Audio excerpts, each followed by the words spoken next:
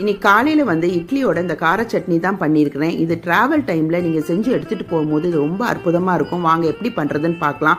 கடாயில் வந்து நல்லெண்ணெய் 1.5 டீஸ்பூன் ஊற்றின பிறகு நான் 1.5 டீஸ்பூன் உளுந்து ஆட் பண்ணி 5 வரமிளகா 12 பல்லு பூண்டையும் ஆட் பண்ணி இந்த உளுந்து வந்து நல்லா பொன்னிறமாக ஆற வரைக்கும் நீங்கள் வதக்கி விடணும். இப்போ 2 மீடியம் சைஸ் வெங்காயத்தை கட் பண்ணதையும் நான் ஆட் பண்ணுறேன். ஒரு மீடியம் சைஸ் புளியும் ஆட் பண்ணி நீங்கள் நல்லா அந்த வெங்காயம் ஒரு பொன்னிறமாக ஆற வரைக்கும் நீங்கள் வதக்கணும். இது ஸ்லோ டு மீடியம் ஃப்ளேமில் வச்சே நீங்கள் வதக்குங்க.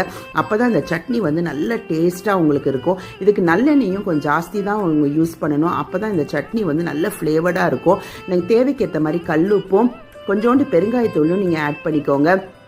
இந்த சட்னி வந்து நல்லா ஆறின பிறகு மிக்சியில் வந்து ஒரு மையாக நீங்கள் அரைச்சிக்கோங்க. இதுக்கு வந்து தாளிப்புக்கு வந்து நான் நல்லெண்ணெய் தான் யூஸ் பண்ண போகிறேன்.